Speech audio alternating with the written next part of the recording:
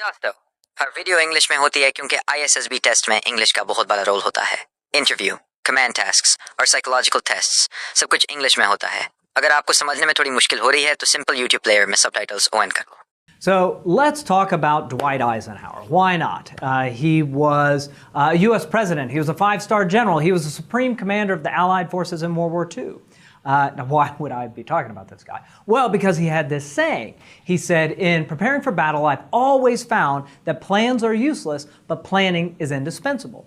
And I like that, but I would amend it slightly for our purposes here. And I would say, in preparing for speeches, I've always found that outlines are useless, but outlining is indispensable. I love outlining. I think it is essential to good speaking. I think outlines can do so much for you as a speaker. Why?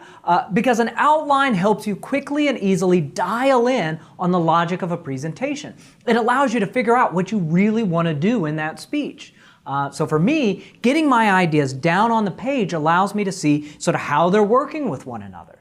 So this video is not going to talk about Dwight D. Eisenhower, but we are going to talk about why outlines are so well suited to the types of talks you're doing and about how you might approach the process of outlining.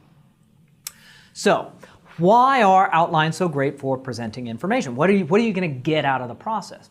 Well, I think there's a bunch. First off, outlines help you visualize relationships. So when you look at that outline, right, you can see the relationship between your claim and between your support. You can maybe take a step back and see the movement of ideas throughout the entire speech itself. So outlines help you visualize what's going on in that chunk of talk. What else?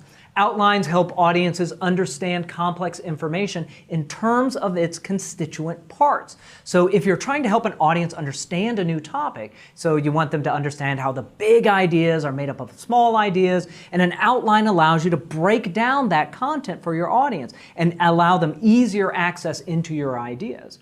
And then finally, outlines can actually really help you with your delivery. So an outline allows you to figure out the direction, the flow of your ideas in the speech. And you can figure this out in the outline. And then when you stand up to speak, you don't have to read something directly. It's not manuscripted out. You can just reference the key ideas and then just talk to your audience. So outlines enable extemporaneous speaking and audience interaction in a way that manuscripting just doesn't. So maybe that's why you would want to outline your talks. Let's talk a little bit about how you might actually go about making that outline. And I know that probably sounds kind of weird, right? You've probably been outlining stuff for a long time. Nevertheless, I've had some pretty surprising experiences here. So one time I was coaching an organizational leader, I won't say who, and we were going to work on one of his big upcoming talks.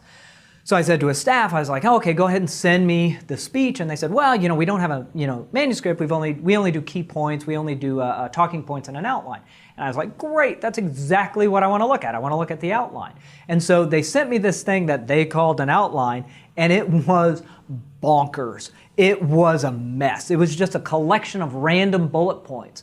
And I looked at this and there was no structure, there's no organizing logic. It was craziness. I was like, well, no wonder this guy needs help. Keep up the good work and I'll still have a job. I think in their case, and I think sometimes generally, people just think that outlining is having Roman numerals on the page.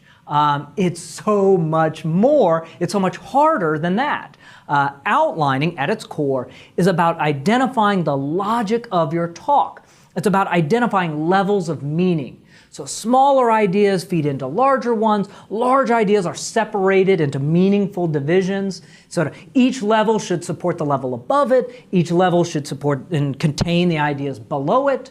And you can do this however you want, right? You can have Roman numerals, you can break it up into chunks, whatever. The important thing is that you're identifying those levels of meaning. So you could have a topic supported by main points, each main point supported by subpoints. Each subpoint has at its core some type of evidence or detail or something. So in a short key point speech, if you did the first course in this specialization, you probably did a key point speech.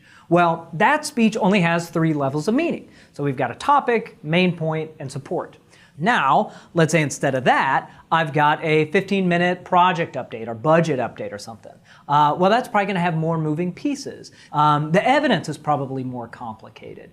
So in that case, I need more levels of meaning.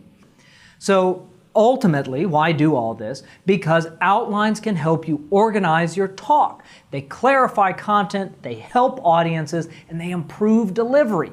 But if you're going to get those benefits, that means you have to do the hard work of identifying your levels of meaning.